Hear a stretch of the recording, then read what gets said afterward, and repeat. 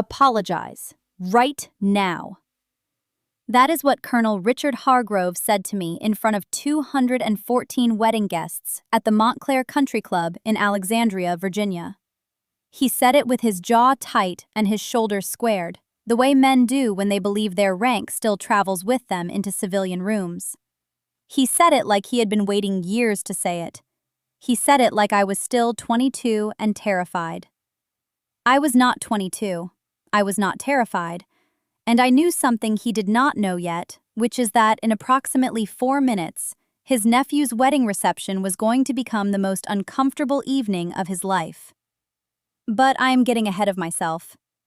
He stood there at the head table with a champagne flute in his left hand, and he pointed at me with his right index finger, and he said it again, louder this time so the tables near the dance floor could hear. You owe this family an apology. You've owed it for years. So do it, right now, in front of everyone. The room went quiet the way rooms do when someone has miscalculated badly. Not silent, quiet. The string quartet kept playing for another 3 bars before the cellist looked up and stopped. A few forks clinked against plates. Someone near the bar coughed. And then, nothing. I set my napkin on the table. I stood up. I straightened the jacket of my dress uniform because, yes, I was wearing it, and yes, there was a reason, and yes, he should have asked himself why before he opened his mouth. My name is Catherine Ellison. Most people call me Cat. A smaller number of people who have worked with me in places they cannot talk about at dinner parties, know me by a call sign I earned 11 years ago in a windowless room beneath the NATO intelligence annex in Wiesbaden, Germany. That call sign is Kingfisher. And this is the story of how a man who spent a decade trying to erase me from his family learned in front of everyone who mattered to him that erasure only works if the person you are erasing agrees to disappear. I need to go back.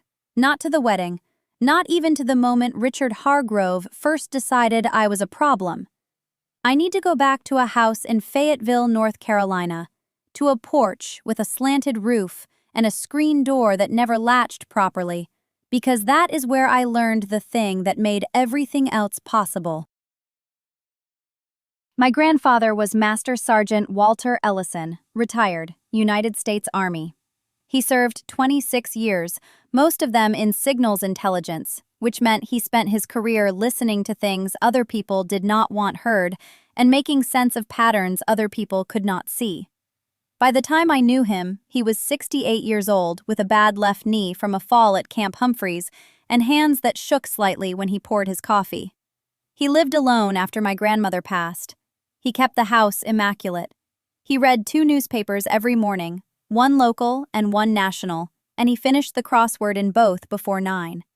I spent summers with him because my mother worked double shifts at the hospital in Raleigh, and my father was not someone we discussed. Grandpa Walt never said a bad word about my father. He never said a good word either. He simply treated the subject the way he treated classified material.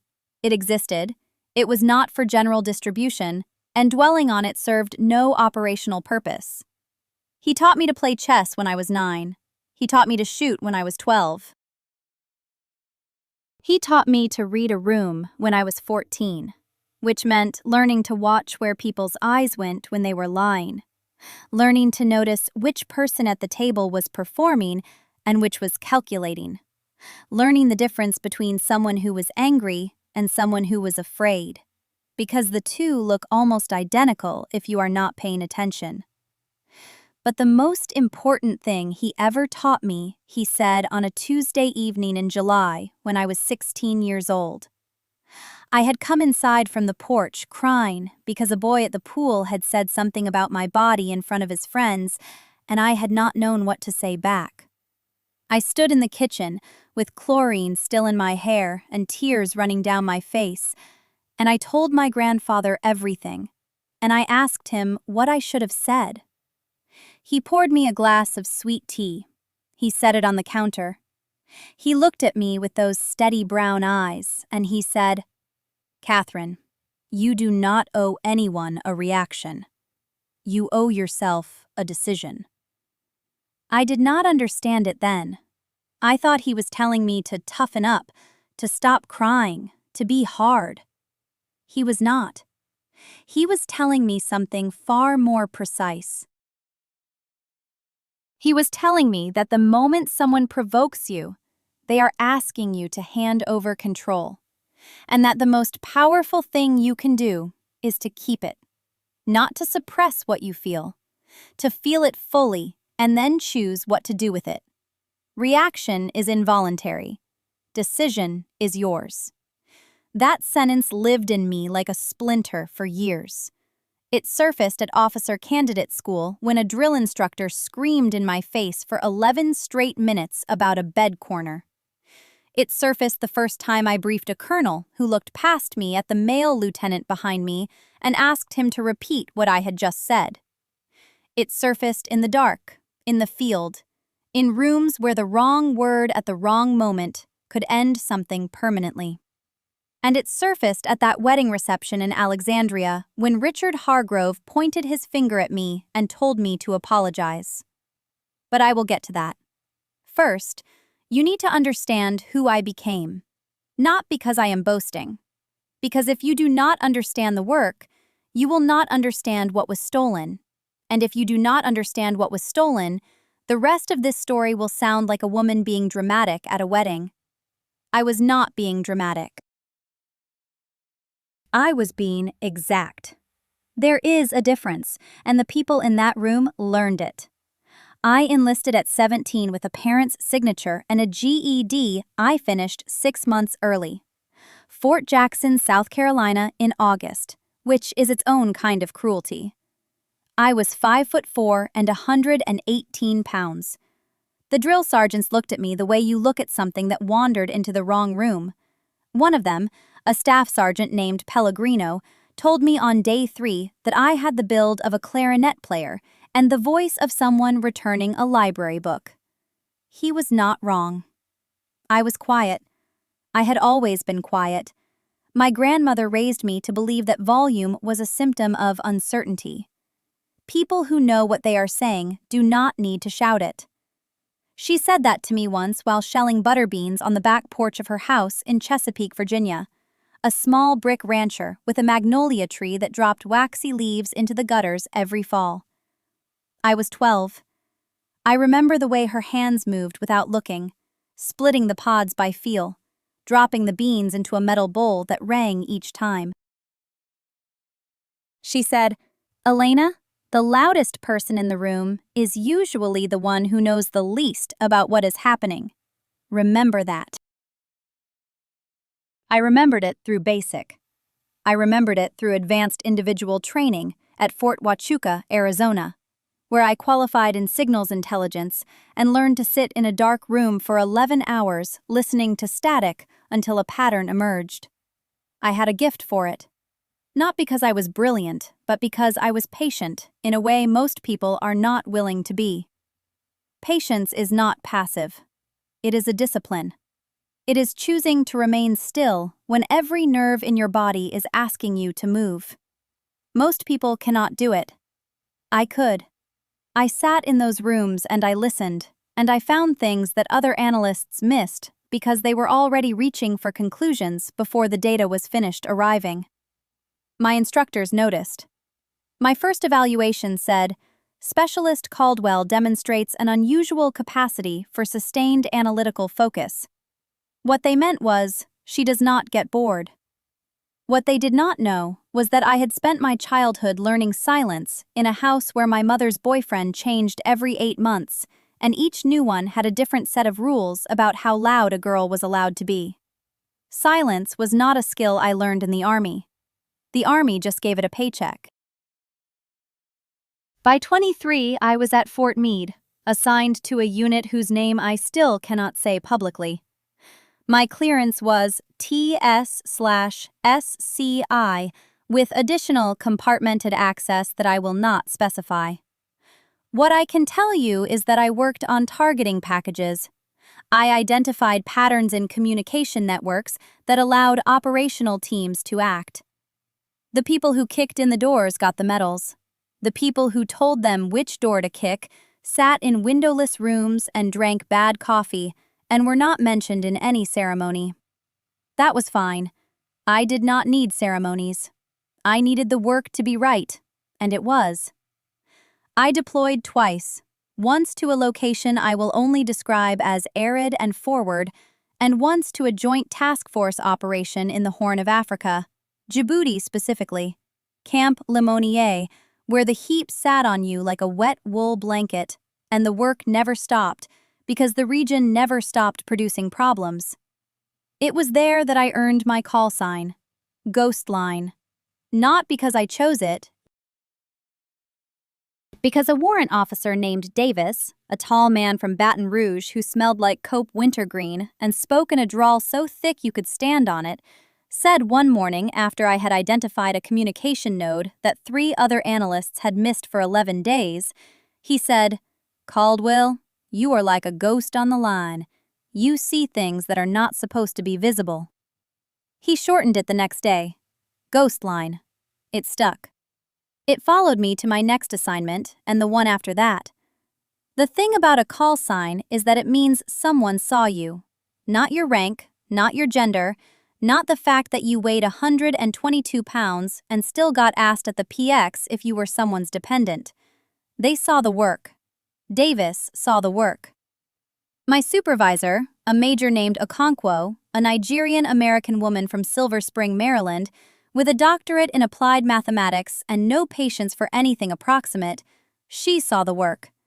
She told me once, "Caldwell, you are the most dangerous person in this building because nobody believes you are dangerous. Use that."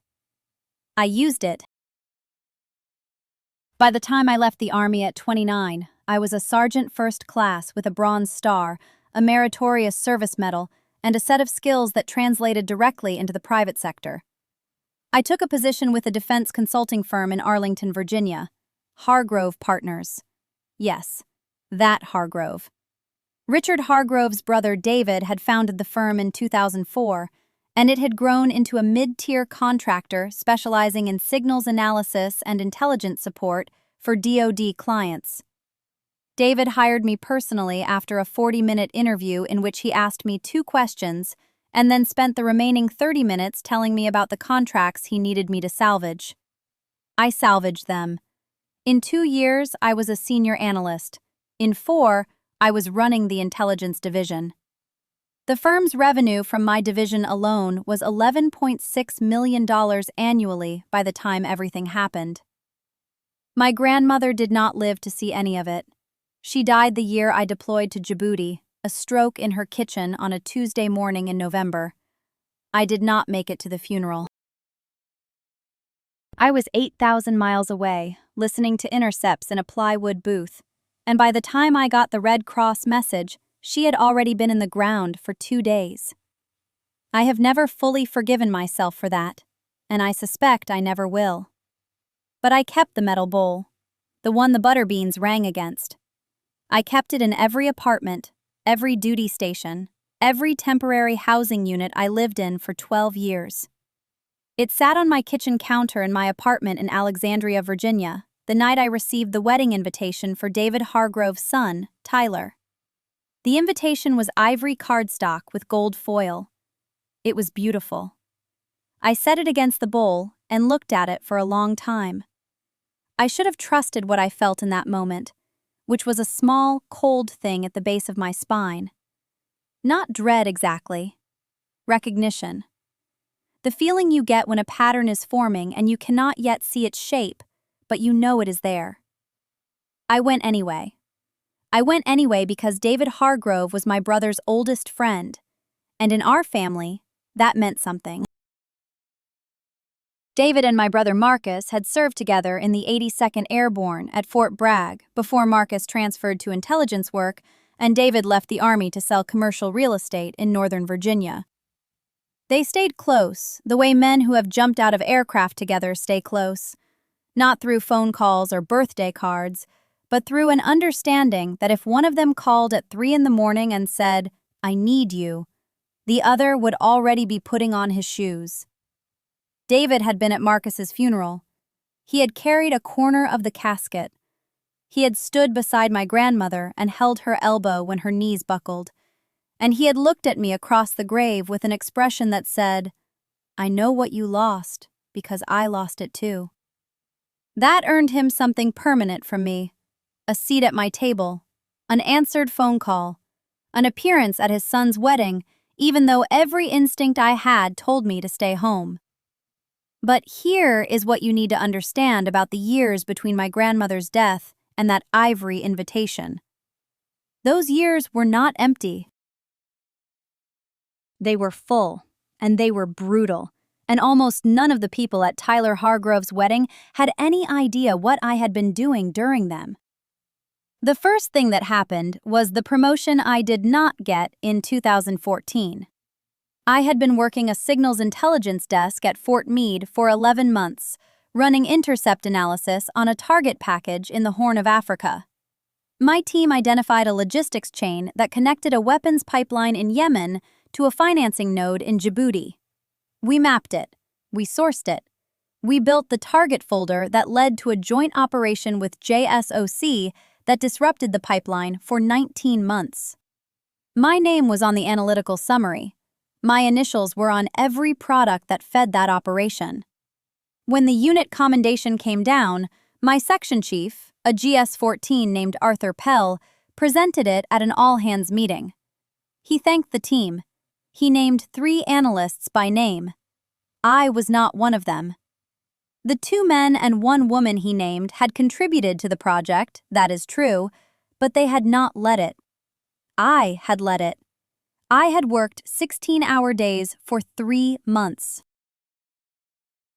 I had caught the financing node because I recognized a pattern in transfer timestamps that no one else had flagged. After the meeting, I went to Arthur's office. I stood in his doorway and said, "Arthur, I want to understand why my name was not included." He looked at me over his reading glasses, and he said, "Claire, you know how these things work. There are a lot of moving pieces. I will make sure you are recognized appropriately." He never did. 6 weeks later, he nominated one of the 3 analysts he had named for an Individual Achievement Award. She received it. She deserved recognition for her work, but the citation described my analysis. It used phrases I had written. I know because I wrote the original assessment in a specific way. A habit I picked up from my grandmother, who always said if you are going to say something clearly, say it so clearly that no one can pretend they thought of it first. That was the first time. The second was in 2016. I had transferred to a DIA billet at the Pentagon. A reorganization left my division under a new director, a retired colonel named Gene Stavros, who had been brought back as a senior civilian. Gene was polite. Gene shook hands firmly and remembered your children's names and asked about your weekend. Gene also had a habit of scheduling critical planning meetings at 5:30 in the evening on Fridays, when he knew that several of the women in the division had childcare pickups. I did not have children, so this did not affect me directly, but I watched it affect others, and I understood what it was. It was a sieve. It filtered out the people Gene did not want in the room. When I raised this at a staff meeting, gently, professionally, referencing the scheduling conflict and suggesting a rotating time slot, Gene smiled at me and said, "Claire, if people want to be at the table, they will find a way to be at the table." 3 of my female colleagues were passed over for project leads that quarter. Gene gave those roles to men who had been in the Friday meetings. The third time was personal. David Hargrove's brother, Richard Hargrove, was the reason I nearly did not go to that wedding. Richard was 7 years older than David. He had never served. He managed a chain of car dealerships in Fairfax County and had the specific confidence of a man who had inherited money and believed he had earned it. I had met Richard twice before, both times at gatherings at David's house. The first time, Richard had looked at me when David introduced me as an intelligence analyst and said, "So you are like a secretary with a security clearance." He laughed. David laughed uncomfortably. I did not laugh. I said, "Something like that." And I let it go because it was David's house and David's brother, and Marcus would have wanted me to keep the peace.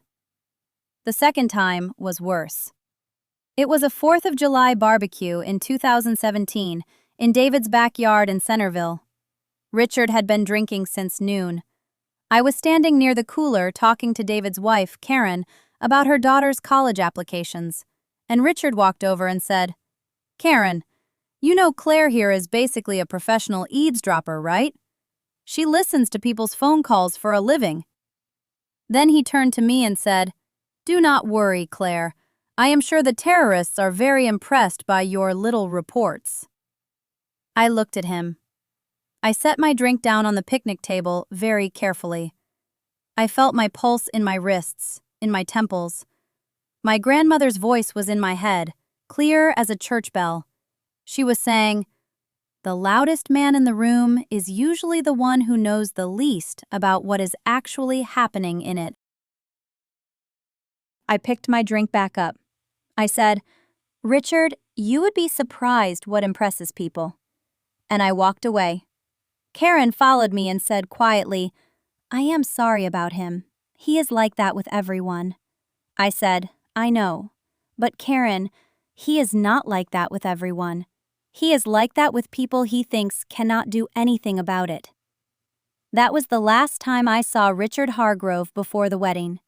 That was also the night I drove home to Alexandria, sat in my car in the parking garage beneath my apartment building, and cried for the first time in 3 years. Not because of Richard, because of all of it. Because I was tired of being underestimated by men who had never once had to prove themselves in the ways I had proved myself, over and over, in rooms they would never enter, on problems they would never understand, for stakes they could not imagine. I cried for about 4 minutes.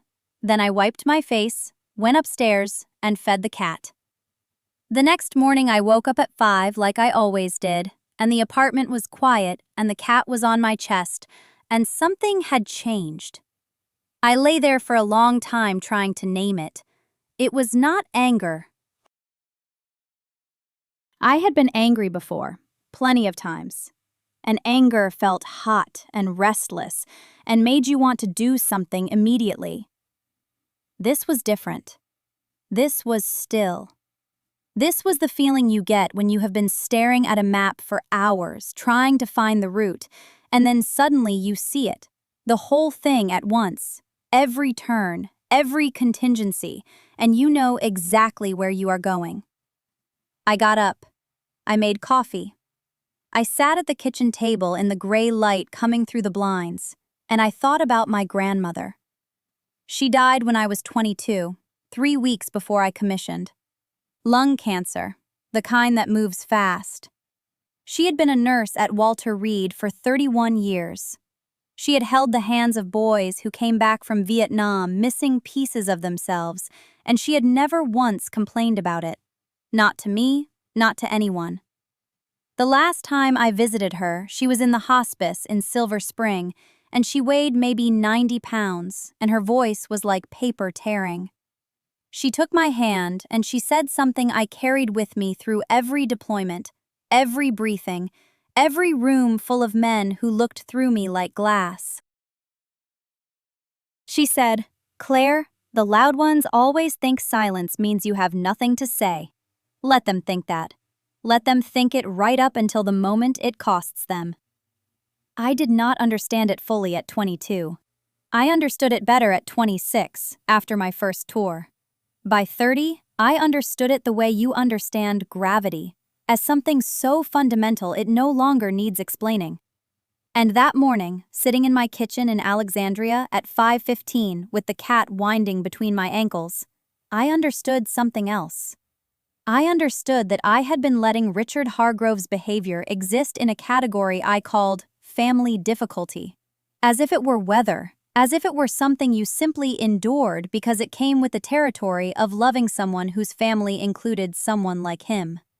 I had been absorbing it, processing it, filing it away. And every time I filed it away, I told myself I was being the bigger person, that I was keeping the peace for Karen, that it did not really matter because I knew who I was and his opinion was irrelevant.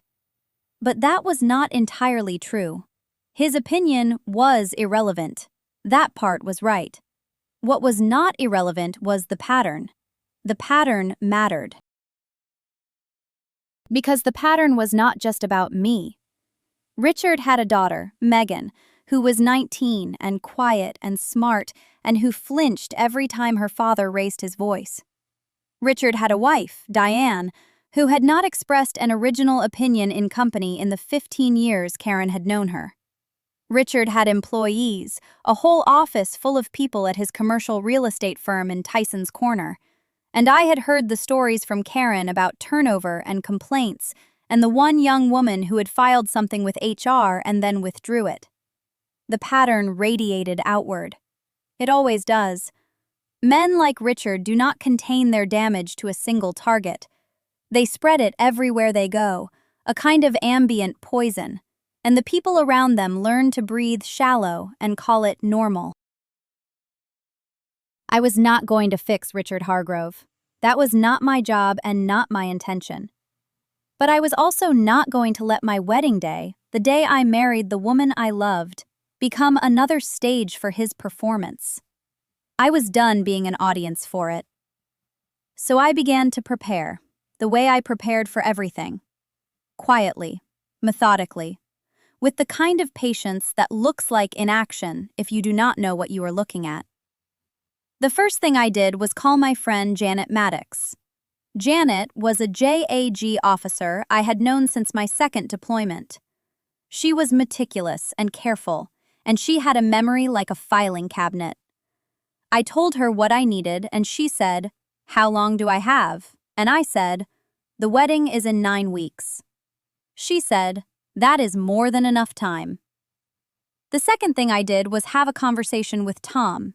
Not about Richard specifically, but about the wedding, about what we wanted, about what kind of day it would be. Tom said he wanted it to be ours. I said, "I want that too, and I want it to be safe." He looked at me for a long time, and then he said, "What do you need me to do?" I said, "Nothing yet. Just trust me." He said, "I always have." The third thing I did was nothing. I went to work. I ran my operations. I attended Karen and Tom's planning sessions, and I smiled and I said yes to the seating chart, and yes to the caterer, and yes to the venue at the vineyard in Loudoun County.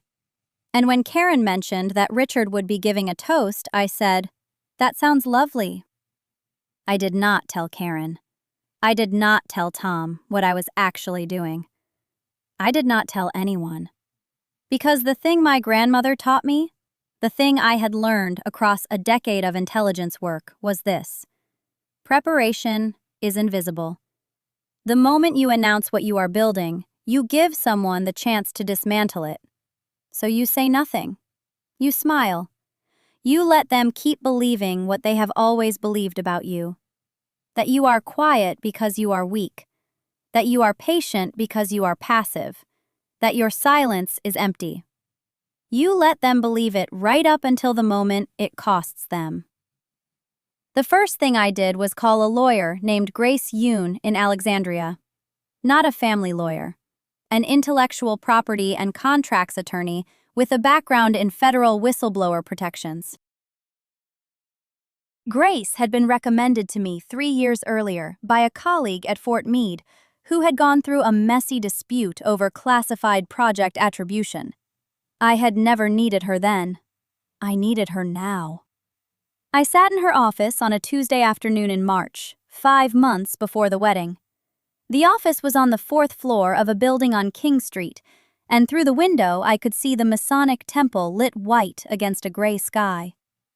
Grace was maybe 50, precise, with reading glasses she wore on a chain and a habit of writing notes in red ink. I told her everything. I told her about the SIGINT methodology I had developed in 2014 while deployed to a facility I cannot name. I told her about the internal report I had authored, the one Richard had submitted under his name to the Directorate Review Board. I told her about the commendation he received, the promotion that followed, the way my name had been scrubbed from every document like a stain someone wanted to forget. I told her about the performance reviews Richard had written for me, the ones that described me as competent but lacking initiative, the ones that ensured I would never be considered for senior analyst positions while he climbed. I showed her the copies I had kept. Grace looked at the documents for a long time. She turned pages slowly. She held one particular memo up to the light as though she could see through the redaction marks. Then she set it down and said, "You kept all of this?" I said, "Yes." She said, "Why didn't you file a complaint at the time?" I said, "Because I was 29 years old and he was a GS-15 with 30 years in the intelligence community, and I thought if I just worked harder it would speak for itself." Grace took off her glasses. She said, "It never speaks for itself. You have to give it a voice." Over the next 4 months, I gave it a voice. I filed a formal complaint with the Department of Defense Inspector General's office. Not a phone call, not an informal inquiry, a written, documented, evidence-supported complaint regarding the misattribution of analytical work product and the systematic suppression of credit to the originating analyst. Grace helped me draft it in language that was airtight. Every claim had a date. Every date had a document.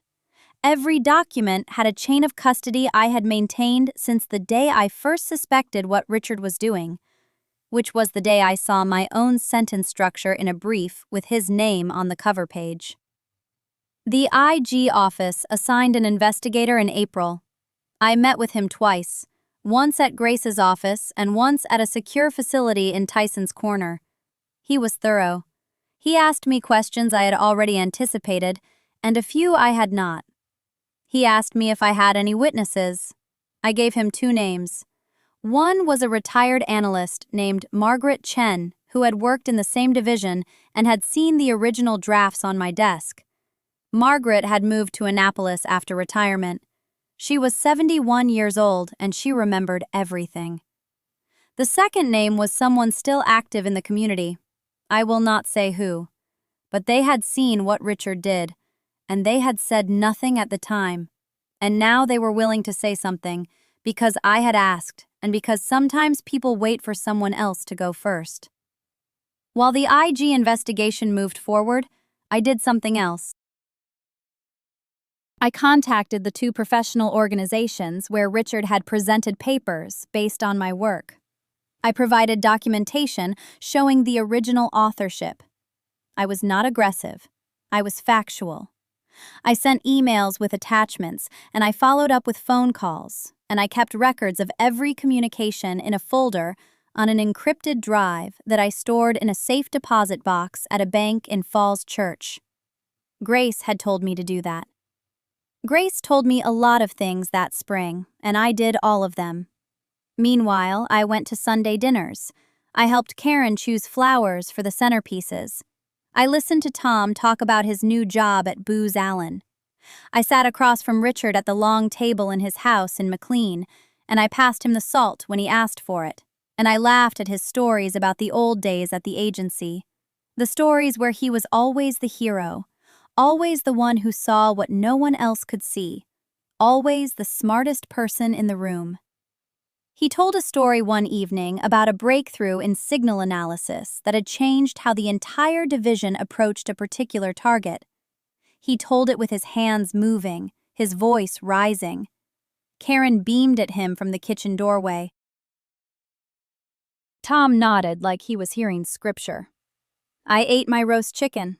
I drank my wine. I knew the breakthrough he was describing. I knew it because I had made it at a desk in a windowless room at 2 a.m. while he was asleep in his house in McLean, with his name already on the distribution list for credit. I said nothing. Richard looked at me at one point during that dinner and said, "You're quiet tonight, Ellie." And I said, "I'm just listening. I like hearing your stories." And he smiled the way he always smiled when I confirmed what he believed about me. That I was small, that I was grateful, that I existed in his orbit like a minor moon reflecting his borrowed light. 3 weeks before the wedding, I received a call from the IG investigator. He told me the investigation had reached a preliminary finding. He told me what that finding was. I stood in my kitchen in Arlington holding the phone and looking at the dogwood tree in my backyard. The one that had been there when I bought the house. The one that bloomed white every April like a quiet explosion. I thanked him. I hung up. I opened the cabinet above the refrigerator and poured myself 2 fingers of bourbon, and I sat at my kitchen table, and I did not cry, and I did not celebrate. I just sat there. Because being right after 10 years does not feel like victory. It feels like a door opening into a room you always knew was there, but could never prove existed. And when you finally walk in, you realize you have been standing outside it for so long that your legs are numb, and the air inside smells stale, and the only thing in the room is the truth, sitting on a chair, waiting, looking at you like it is wondering what took you so long. I finished my bourbon. I washed the glass. I went to bed. The wedding was in 20 days.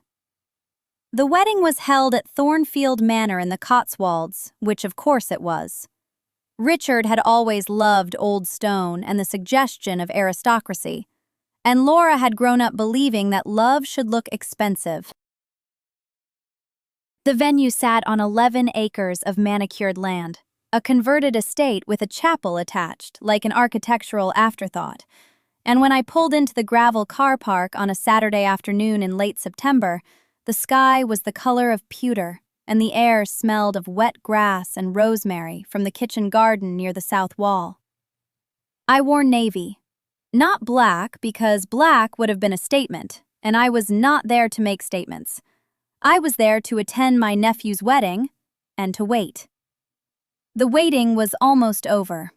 I had been waiting for 10 years, and 20 more days would have been nothing. But as it turned out, I did not need to wait 20 more days. Richard had made sure of that himself. The ceremony was at 3. I arrived at 1:30 because Laura's mother had asked all family to come early for photographs.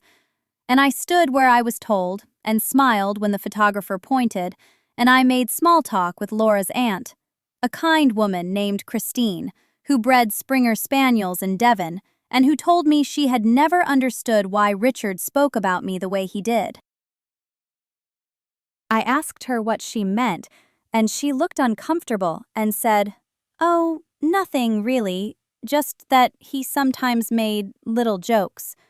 And I told her I knew exactly what she meant, and she looked relieved. The chapel was beautiful.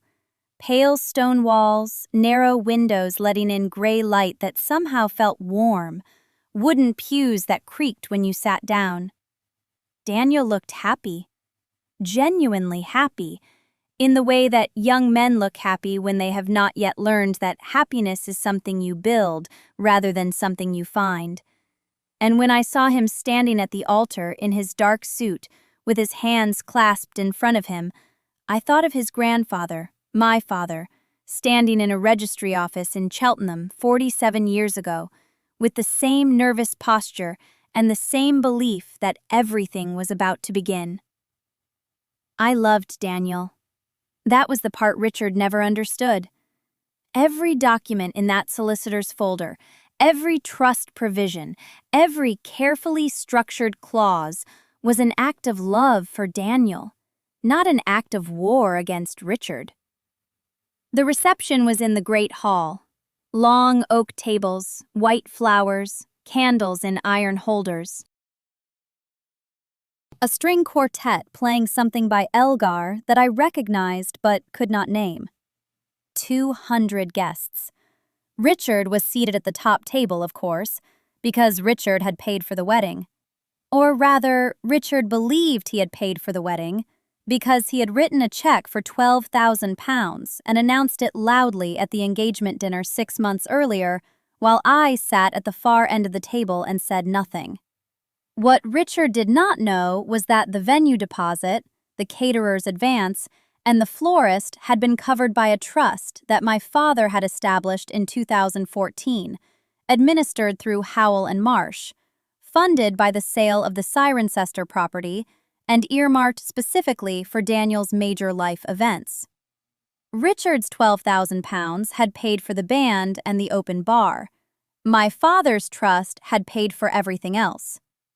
The speeches came after the main course. Daniel spoke first, then his best man, then Laura's father, a quiet retired engineer named Jeffrey, who told a lovely story about Laura learning to ride a bicycle, and the whole room laughed.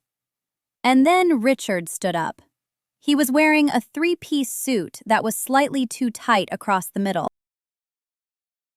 He had a glass of champagne in his left hand and a folded piece of paper in his right, and he tapped the glass with a fork, and the room went quiet. He began with a joke about marriage being a marathon, and he was 3 sentences in when he said it. He said, "Looking around this room, I see the people who made Daniel the man he is today. His mother, God rest her, his friends, his family, the people who showed up." He paused, and then he glanced at me, just briefly, the way you glance at something you consider irrelevant, and he said, "Not the people who sent a card once a year and thought that was enough." 200 people heard it. Christine from Devon heard it. Jeffrey, the retired engineer, heard it. Daniel heard it. And I watched something tighten behind his eyes, a small flinch that he tried to hide by lifting his wineglass. I did not react. I set my hands flat on the table, one on each side of my plate, and I breathed.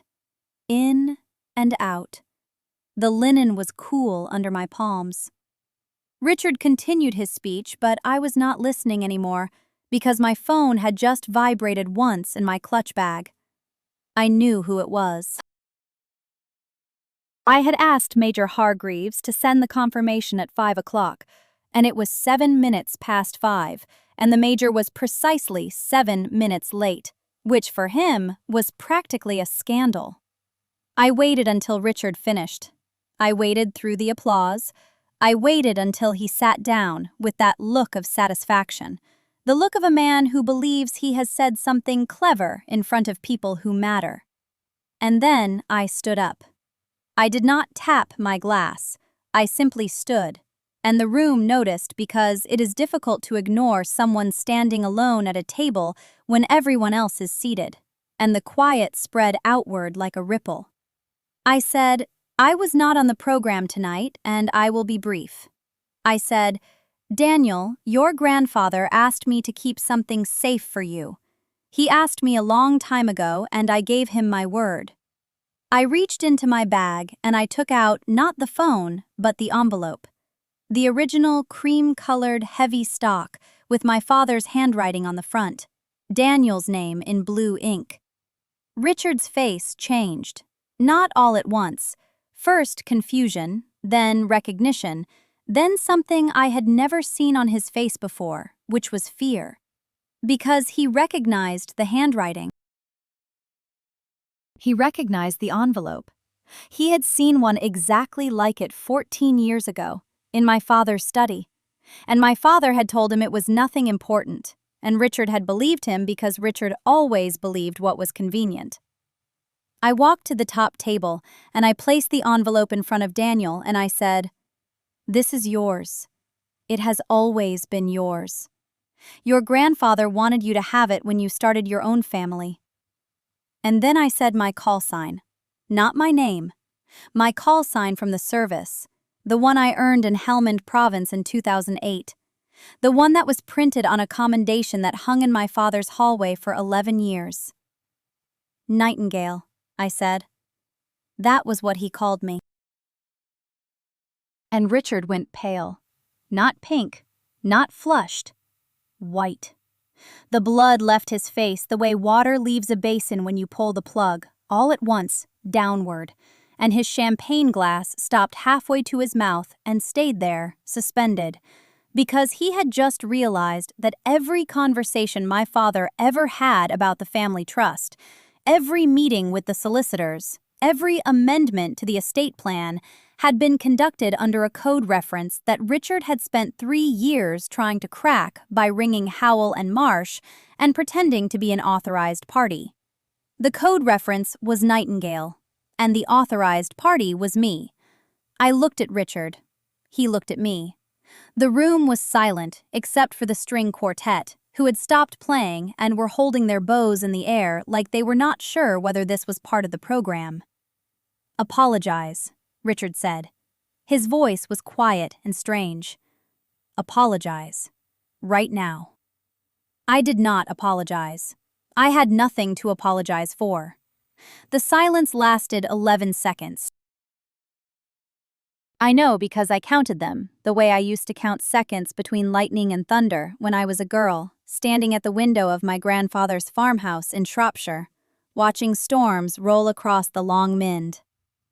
1 Mississippi, 2 Mississippi, 11 Mississippis, of Richard Hadley standing in the middle of the Clarendon Room at the Randolph Hotel in Oxford, with his champagne glass frozen in the air and his face the color of uncooked pastry. Then the room cracked open. Simon spoke first, my cousin Simon, the groom, Richard's nephew, the man whose wedding this was supposed to be. He put his hand on his new wife's arm and said, "Uncle Richard, sit down." And Richard did not sit down.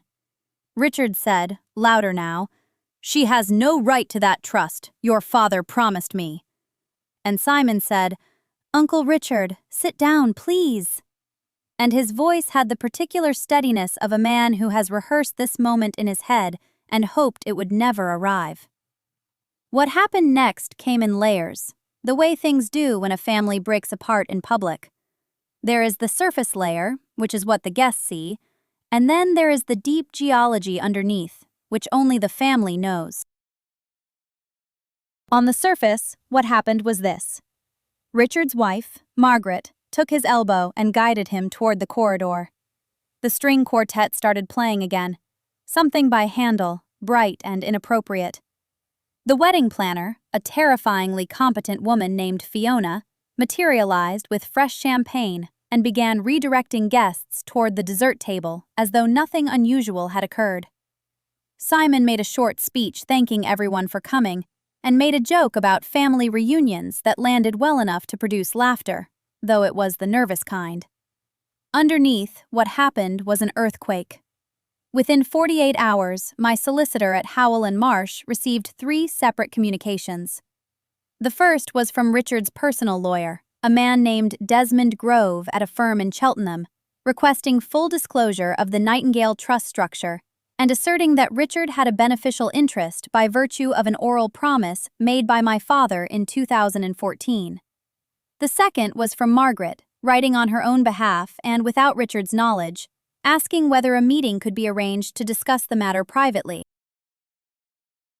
The third was from Simon, who wrote simply to say he was sorry and that he hoped the wedding had not been ruined for me. I rang Simon back. I told him the wedding was beautiful and that his wife looked radiant and that the lamb had been excellent. He laughed, but it was the laugh of a man who is very tired.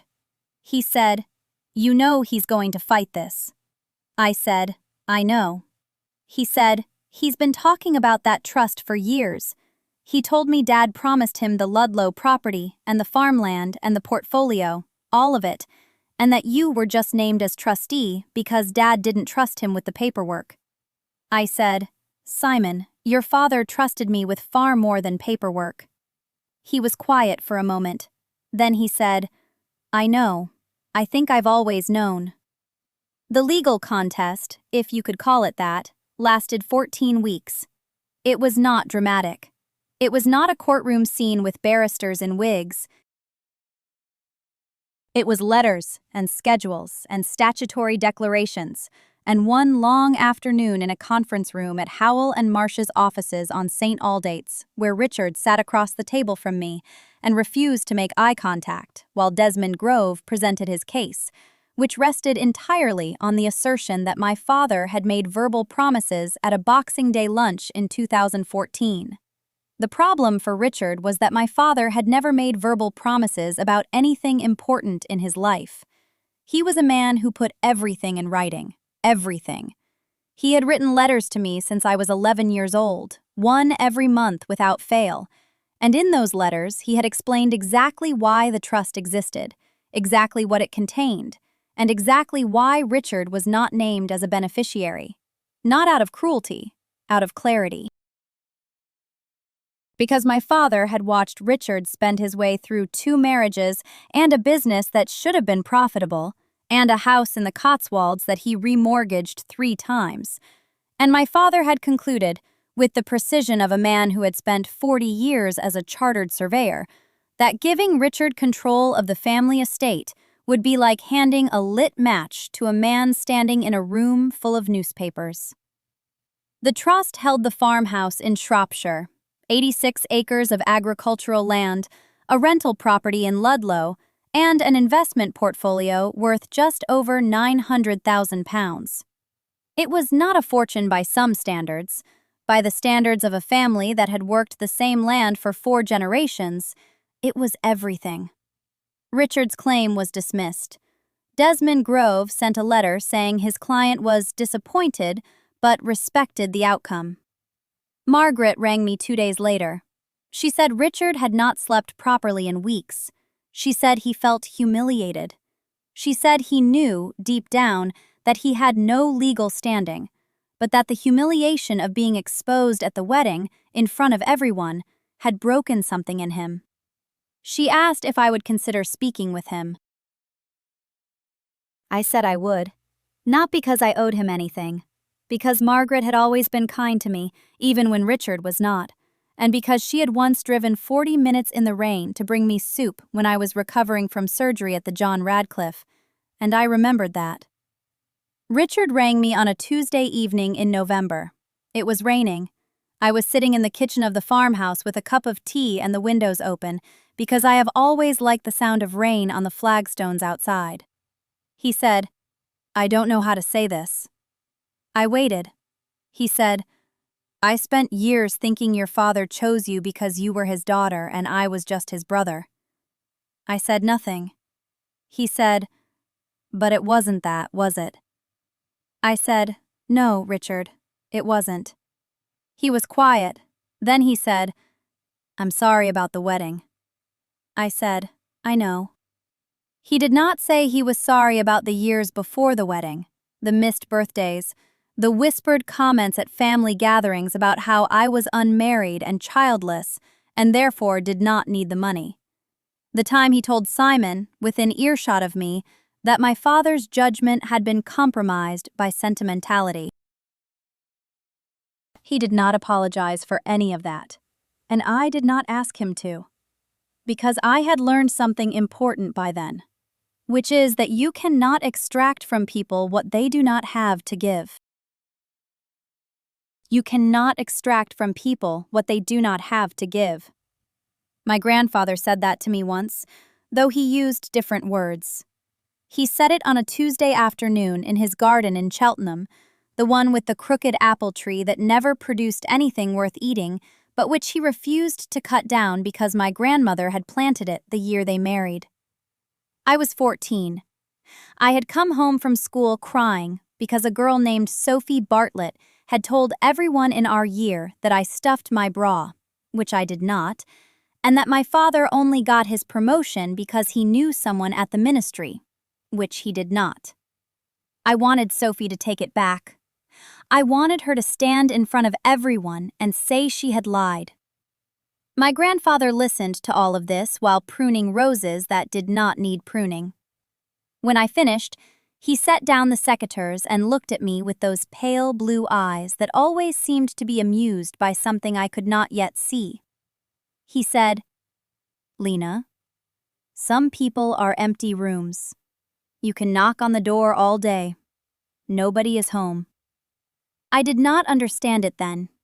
I thought he was being dismissive. I thought he was telling me my pain did not matter. It took me 20 years and a courtroom and a nephew's ruined wedding speech and a brother-in-law's shaking hands to understand that he was telling me the most generous thing anyone had ever told me, which was this: stop knocking. Walk away. Build your own house. I think about that now, sitting in the living room of my flat in Montpellier, the one I bought with the rental income from the properties Richard tried to claim.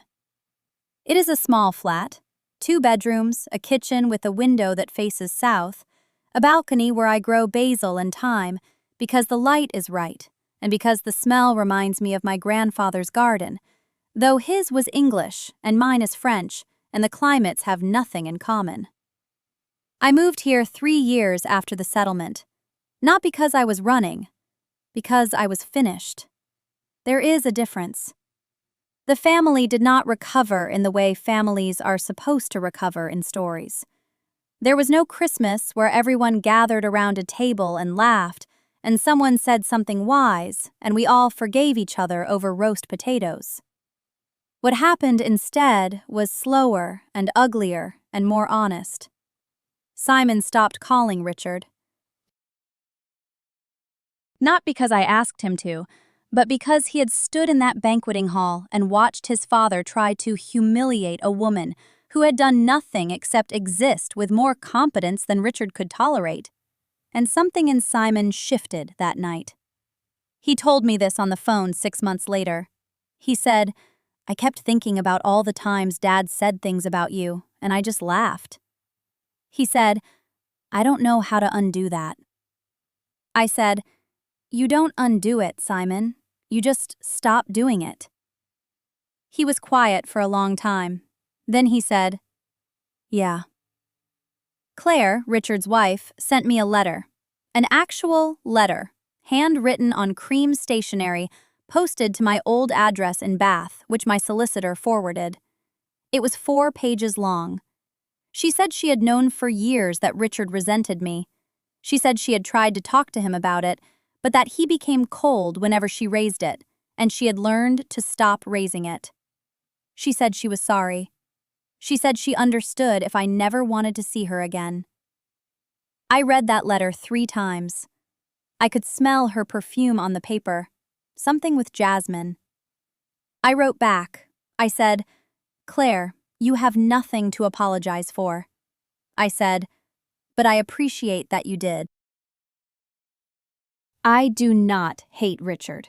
I want to be clear about that, because I think people expect hatred from stories like this, expect the satisfaction of a woman who was wronged, announcing that she despises the man who wronged her. I do not despise him.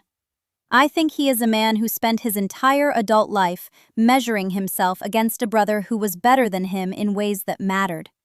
And when that brother died, he transferred the measurement to me, because I was there, and I was smaller, and I was a woman, and it was easier. I think he convinced himself that his resentment was justified, because the alternative was admitting that he had wasted decades being cruel to someone who had only ever wanted to be his family. That is not a thing I can fix. That is not a thing anyone can fix except Richard, and I do not believe he will. My grandfather's phrase comes back to me at unexpected moments. When I am watering the basil.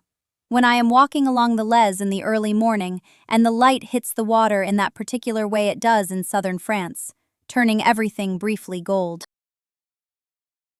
When I open my laptop and see an email from the tenants in Cirencester saying the boiler needs replacing, and I think of my father, who always said a landlord's first duty is a working boiler and a dry roof. I hear his voice then, too, underneath my grandfather's. 2 men who are gone. 2 men who trusted me with things that mattered. I did not become hard. That is the other thing people expect, that surviving something like this requires armor, requires a woman to announce that she trusts no one and needs no one and has become a fortress. I am not a fortress. I am a woman in her 40s who lives alone in a French city and grows herbs on her balcony and still cries sometimes when she hears a particular hymn because it was sung at her father's funeral. I am soft in the places that matter. I simply learned where to place the walls and where to leave the windows open. My grandfather was right. Some people are empty rooms. But the thing he did not say, the thing I had to learn on my own, is that knowing this does not make the knocking stop. It just means you understand, finally, what the silence on the other side means. And you turn around. And you walk toward the sound of your own voice, which has been there all along, steady and clear, waiting for you to listen. So here I am. It is a Tuesday evening in late October. Lion is doing what lion does in autumn, which is to wrap itself in a thin gray mist that smells of the river and of chestnuts roasting somewhere near Place Bellecour. I am sitting on my balcony with a wool blanket over my knees and a cup of vervain tea that has gone lukewarm because I forgot about it while watching the lights come on along the Saône. The rosemary in its terracotta pot is still holding on despite the chill. The thyme has given up. I will replant it in the spring. Below me, a couple is walking along the quay, leaning into each other the way couples do when the air turns cold and they have nowhere particular to be. The woman laughs at something the man says, and the sound travels up to me, clear and round, and I hold it for a moment, the way you hold a coin you find on the pavement, not because it is valuable, but because finding it felt like a small gift. I think about DDA sometimes, not often, not the way I used to, which was with a burning behind my sternum that made it hard to breathe. Now it is more like remembering a country I once visited and will not return to. He called again last week. I let it ring. He left a voicemail. I listened to it once, standing in my kitchen with my back against the counter. He said he missed having someone who understood him. He did not say he missed me. There is a difference, and I heard it, and I deleted the message, and I made dinner. Tante Marguerite sent me a photograph last month. It was of my grandfather standing in front of his workshop in Colmar, much younger than I ever knew him, holding a plane in one hand and squinting into the sun. She found it in a box while clearing out her attic. I had it framed. It sits on the shelf beside my Légion d'honneur citation, which I keep not out of vanity, but because on bad days it is useful to look at something that says, in the dry, official language of the République, that I was brave. Some days you need the reminder. I still work. The consultancy has grown in ways I did not expect. I advise 3 defense contractors now and sit on an advisory panel for the ministry. My clearance is current. My reputation is solid. I mention this not to boast, but because there was a time when Philippe Renaud and his nephew and their circle treated my competence as a rumor that needed debunking. And I want the record to reflect that the rumor turned out to be fact. But the work is not the point. The work was never the point. The point is this. Last Sunday, I took the train to Colmar. I walked to the old quarter and stood outside my grandfather's workshop, which is now a pottery studio run by a young woman with paint under her fingernails and a toddler on her hip. She let me stand in the doorway for a moment, and I breathed in the smell of the space, which is different now. Clay instead of wood. But underneath it, if I closed my eyes and concentrated, I could still find the faintest ghost of sawdust and linseed oil. I stood there and I said, quietly, so the young woman would not hear, "Thank you." Not to her, to him. To the man who looked at a serious girl with skinned knees and saw not what she lacked, but what she carried. Some people spend your silence for you. They take your quiet and use it as permission. They fill your patience with their noise and call it conversation. And when you finally speak, they are so startled by the sound that they call it aggression or cruelty or betrayal because they had forgotten you had a voice at all.